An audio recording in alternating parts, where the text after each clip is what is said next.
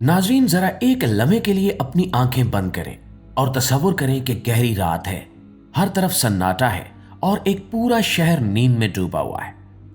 मासूम बच्चे अपनी माओ की गोद में सो रहे हैं, बुजुर्ग सुकून से आराम कर रहे हैं और लोग अपने कल के ख्वाब देख रहे हैं। अचानक फिजा में एक ऐसा जहर फैलता है जो ना दिखाई देता है और ना ही उसकी कोई बू पहले महसूस होती है, और ये जहर देखते ही देखते पूरे शहर को मौत की नींद सुला देता है। ये एक हौलनाक हकीकत थी जो दिसंबर 1984 की एक रात भारत के शहर भोपाल पर टूट पड़ी। वो रात जब हवा ने जहर उगला और इंसानियत सिसक कर रह गई। दोस्तों, आज की इस वीडियो में हम उसी कयामत खेज रात की हकीकत जानेंगे कि यह हादसा कब और कैसे पेश आया और इसका जिम्मेदार कौन था। नाज़रीन, भारत का शहर भोपाल एक आम सा मगर खूबसूरत शहर था जो अपनी पुरानी गलियों, झीलों और सादा जिंदगी के लिए जाना जाता था। 2 और 3 दिसंबर 1984 की दरमियानी रात को यह शहर एक ऐसे साने का शिकार हुआ जिसने पूरी दुनिया को हिलाकर रख दिया।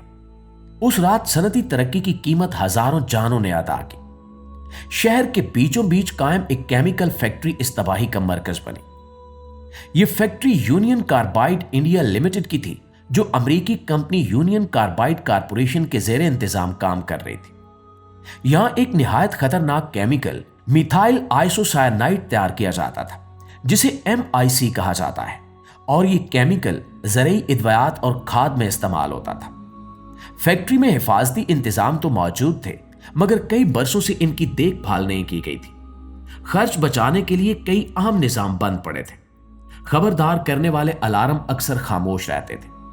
केमिकल से भरे कंटेनर्स को ठंडा रखने वाला सिस्टम ठीक से काम नहीं कर रहा था, मगर किसी ने भी संजीदगी से इस खतरे को महसूस नहीं किया।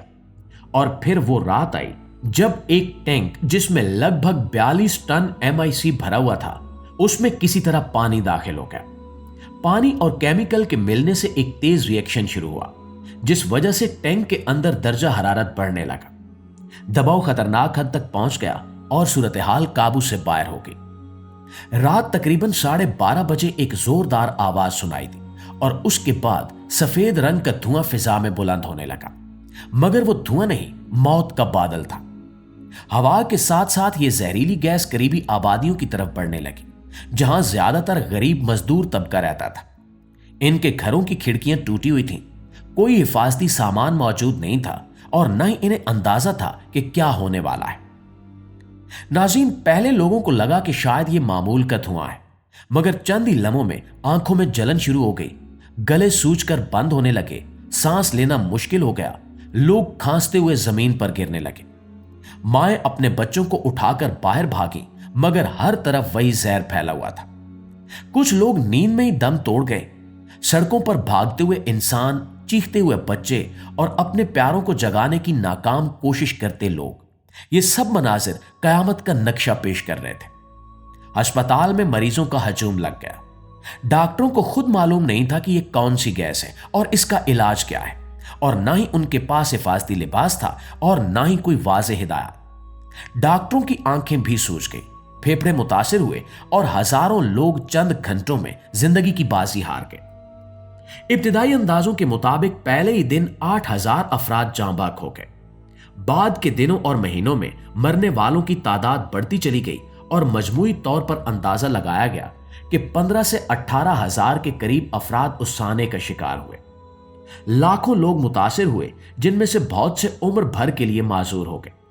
सांस की तकलीफ, आंखों की कमजोरी, जिल्दी अमराज और जहनी मसाइल आम हो गए। बच्चे पैदाइशी माजूरियों के साथ पैदा होने लगे। यह जहर सिर्फ एक रात का नहीं था, बल्कि नस्लों तक फैलने वाला अजाब बन गया। उस जानलेवा साने के फौरन बाद भारत के हुकूमती इदारे हरकत में आए, लेकिन तब तक बहुत देर हो चुकी थी। फौज और पुलिस को तलब किया गया, मगर जहरीले इलाके में काम करना आसान नहीं था। लोग पानी मांग रहे थे, दवा मांग रहे थे, लेकिन सहूलियात कम पड़ गई। बाद में सरकारी तौर पर कहा गया कि तकरीबन 5 लाख लोग किसी न किसी सूरत मुतासिर हुए, जबकि गैर सरकारी अंदाजे इससे भी ज्यादा थे। प्यारे दोस्तों, सबसे बड़ा सवाल यह था कि इस तबाही का जिम्मेदार कौन है। यूनियन कार्बाइड कारपोरेशन कंपनी के आला ओहदेदार वॉरेन एंडरसन हादसे के बाद भारत आए, मगर कुछ ही वक्त में वापस चले गए। बाद में उन पर मुकदमा चला, मगर वो दोबारा अदालत में पेश ना हुए। इंसाफ का अमल सुस्त पड़ गया। कंपनी ने शुरू में कहा कि यह हादसा किसी की शरारत का नतीजा था, मगर तहकीकात में हिफाजती गफलत के वाज़ेह शवाहिद सामने आए। सन 1998 में भारतीय हुकूमत और कंपनी के दरमियान एक मुआहदा हुआ, जिसके तहत $470 मिलियन मुआवजा तय पाया। भारतीय हुकूमत ने कंपनी से अरबों रुपए वसूल तो कर लिए, मगर मुतासरीन को कुछ न दिया गया। सालों बाद भी कई खानदान इंसाफ के मुंतजिर रहे। हादसे की जगह पर मौजूद जहरीला मवाद मुकम्मल तौर पर साफ नहीं किया जा सका। जमीन और जेरे जमीन पानी आलूदा रहा और मकामी आबादी इसके असरात सहती रही। नाज़रीन, ये सानहा दुनिया भर के लिए एक सबक होना चाहिए था। इसके बाद सनती तहफ़्फ़ुज़ के कवानीन पर बात हुई। आलमी इदारों ने सख्त इक़दामात की जरूरत पर जोर दिया, मगर हकीकत यह है कि आज भी दुनिया के कई ममालिक में खतरनाक सनतें कमजोर निगरानी के साथ चल रही हैं। जब मुनाफे को इंसानी जानों पर तरजीह दी जाए तो ऐसे हादसात जन्म लेते हैं। आज भी इस साने की जगह पर खड़ी पुरानी इमारतें खामोश गवाह हैं कि किस तरह इंसानी लापरवाही ने हजारों जानें निकल ली। वक्त गुजरने के साथ इमारतें खस्ता हो गईं, दीवारों पर जंग और टूट फूट आ गई, मगर इन दीवारों के पीछे छुपी कहानी अभी तक जिंदा है। कई समाजी तंजीमें आज भी मुतासरीन के लिए इंसाफ और मुकम्मल सफाई का मुतालबा करती हैं। इनका मुतालबा है कि भोपाल के जेरे जमीन पानी और मिट्टी को मुकम्मल तौर पर साफ किया जाए ताकि आने वाली नस्लें मजीद नुकसान से बच सके। लेकिन कानूनी और इंतजामी पेचीदगियां इस अमल को सुस्त बना रहे हैं। मुआज़िज़ दोस्तों, इस साने ने हमें यह सबक दिया कि तरक्की और सनत जरूरी है, मगर इनके साथ जिम्मेदारी भी उतनी ही जरूरी है। अगर किसी फैक्ट्री में हिफाजती असूलों को नजरअंदाज किया जाए, अगर खर्च बचाने के लिए इंसानी जान को खतरे में डाला जाए, तो इसका अंजाम बहुत भयानक हो सकता है। यूनियन कार्बाइड कारपोरेशन का नाम आज भी इस साने के साथ जुड़ा हुआ है और दुनिया भर में इसे सनती तारीख के स्याह बाब के तौर पर याद किया जाता है। ये एक ऐसा वाकया है जिसने आलमी सतह पर सनती कवानीन और हिफाजती मयार पर नई बहस छेड़ दी है।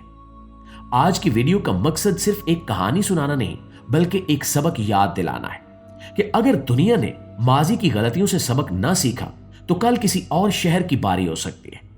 हमें चाहिए कि हम एहतियात, कानून और इंसानी जान की कदर को सबसे ऊपर रखें। और अगर आपको ये मालूमाती वीडियो अच्छी लगी है तो कमेंट करके अपनी राय का इजहार जरूर कीजिएगा। अगली वीडियो में हम एक और अहम मौजू के साथ आपकी खिदमत में हाजिर होंगे। तब तक के लिए इजाजत दीजिए। अल्लाह निगहबान।